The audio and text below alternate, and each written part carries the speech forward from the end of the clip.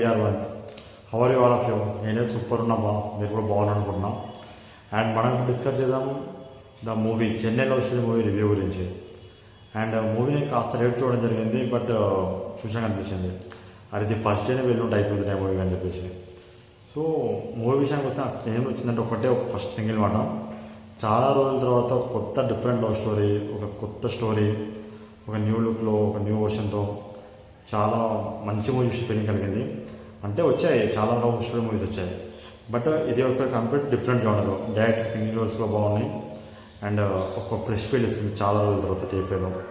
కాకపోతే నాకు అర్థమవుతుంది ఏంటంటే మన టాలీవుడ్లో ఇంత మంచి మూవీ వచ్చినా కూడా ఎందుకు దాన్ని ఇంకా లేపుతలేరు, లైక్ దాన్ని ఎందుకు ఇంకా ఎక్కువ క్రేజీగా చూస్తలేరు. ఇప్పుడు నిజం చెప్తున్నా, ఇదే మూవీ ఒక మలయాళం నుంచి కానీ తమిళ నుంచి కానీ వచ్చిన మాత్రం వాళ్ళు కల్ట్ క్లాసిక్ సూపర్ ఉమా అని చెప్పేసి ఎంతో అయిపోయేవాళ్ళు. బట్ మన తెలుగు ఇండస్ట్రీ వచ్చినందుకేమో నాకు అర్థమవుతలేదు.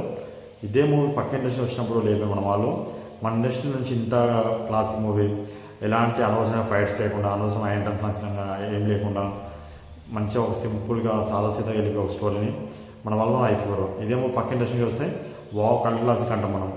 సో ఇది మన దౌర్భాగ్యం అనుకోవాలి. బట్ నేను చెప్తున్నా, మూవీ అయితే మీకు ఖచ్చితంగా మంచి ఫ్రెష్ ఫీల్ వస్తుంది. అండ్ కొత్త మూవీ చూసాము చాలా రోజుల తర్వాత, ఒక మంచి మూవీ చూసామని ఫీల్ వస్తుంది, ఎస్పెషల్ యూత్కి అయితే. సో ప్రతి ఒక్కరు వెళ్ళండి, మూవీని థియేటర్ ఖచ్చితంగా ఎక్స్పీరియన్స్ చేయండి. అంటే మూవీ ఫస్ట్ హాఫ్తో కంప్లీట్ సెకండ్ హాఫ్ అనేది కాస్త ల్యాగ్ ఉంటుంది. అంటే మూవీ మరీ ఎక్కువ గుంజాలని అవసరం లేదు. Movie 3 hours 2 hours 40 minutes 2 hours 30 minutes set అయిపోతుంది.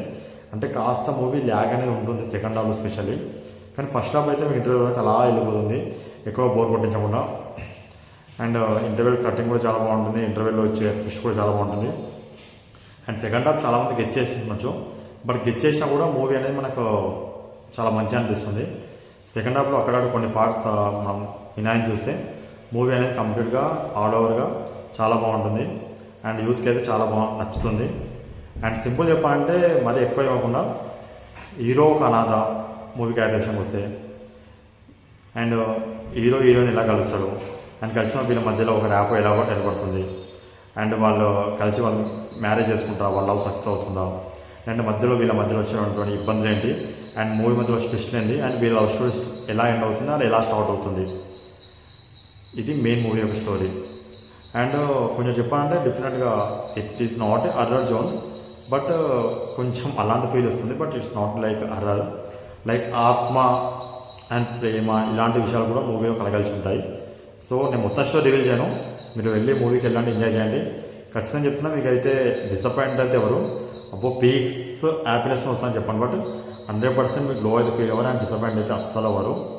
అండ్ ఒక మనం అమౌంట్ పెట్టాం, మన టికెట్ అమౌంట్ మనకు అమౌంట్ వసూలు అయిపోయిందన్న ఒక సాటిస్ఫాక్షన్తోనే మీరు బయటికి రావడం జరుగుతుంది. ఇది నా కామెంట్మెంట్ మీకు ఇస్తుంది నేను. అండ్ ఇంకా నెగిటివ్ రివ్యూస్ ఇచ్చే వాళ్ళు ఇస్తూనే ఉంటారు, అండ్ ఏడ్చే వాళ్ళు ఏడవనియండి. ఎందుకంటే మన వాళ్ళు ఎలాగో అలవాటే కదా ఏడవడం, మూవీ చూసి పక్క ఇండస్ట్రీని మనం పట్టించుకోవడం, అక్కడ చూసినప్పుడు అది అని ఇక్కడ చూసిన ఇది అని చెప్పేసి ఇవన్నీ కామన్. వాళ్ళ మాటలు వినాలి పక్కన పెడితే, మూవీ చూసి మీరబ్బా నన్ను నమ్మేళ్ళండి.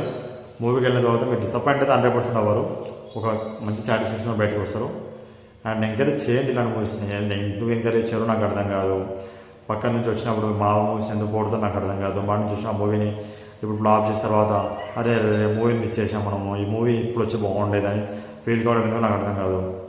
మన దగ్గర నన్ను అడిగితే అసలు ఈ మధ్యకాలంలో టాలీవుడ్ నుంచి పెద్ద మూవీస్ వస్తున్న దానికన్నా కూడా చిన్న మూవీస్లోనే మంచి మంచి కథలు ఉన్నాయి. అండ్ పెద్ద మూవీస్ ఎందుకు ఫ్లాప్ అవుతున్నా, స్టార్ క్యాస్ట్ పెట్టుకొని అన్నీ పెట్టుకొని కూడా సరిగ్గా స్టోరీని నేరేట్ ఎందుకు చేయలేకపోతున్నారు, ప్రేక్షకులు అర్థమైనట్టు ఎందుకు చేయలేకపోతున్నారు. అండ్ ఒకసారి ప్రేక్షకులకు కావాల్సింది మూవీలో స్పెషల్ ఎలిమెంట్స్తో పాటు ఒక మంచి ఫీల్ కూడా. సో ఆ ఫీల్ అయినప్పుడు ఎన్ని స్పెషల్ ఎలిమెంట్స్ యాడ్ చేసినా, ఎంత బడ్జెట్ పెట్టి నేను వేస్ట్ కదా. సో నన్ను అడిగితే ఈ మధ్యకాలం టాలీవుడ్లో వస్తున్న పెద్ద మూవీస్ కన్నా కూడా ఈ చిన్న మూవీస్ చాలా అంటే చాలా బెటర్. అందులో కూడా ఈ లవ్ స్టోరీ చాలా అంటే చాలా బాగా ఉంటుంది. రీసెంట్గా వచ్చిన లెనిన్ కావచ్చు, అండ్ ఇప్పుడు వచ్చిన చెన్నై లవ్ స్టోరీ మూవీ కావచ్చు, ఇలాంటి మూవీస్ని ఎంకరేజ్ చేస్తే డైరెక్టర్స్ కూడా కొంచెం ధైర్యం చేస్తారు. నువ్వు ఒక మంచి మూవీ వచ్చినప్పుడు దాన్ని మేము ఎంకరేజ్ చేయలేకపోతే డైరెక్టర్స్ కూడా దాన్ని ఎంకరేజ్ చేయరు. అండ్ డైరెక్టర్స్ ఫస్ట్ భయపడతారు, ప్రొడ్యూసర్స్ అయితే ఇలాంటి స్టోరీస్ ప్రొడ్యూస్ చేయడానికి ఇంకా భయపడతారు. అరే ఎందుకు పోయి రిస్క్ అవసరమా, ఎట్లా ప్రేక్షకులు నచ్చదని చెప్పేసి. సో అలాంటి ఫీల్ తీసుకునే కండి అండ్ టీఎఫ్ఐని కాపాడదాం. అండ్ ఈ మూవీకి నేను ఇచ్చే రేటింగ్ వచ్చేసి 3.25 out of 5 is my rating. Love you all. జై శ్రీకృష్ణ, జై హింద్.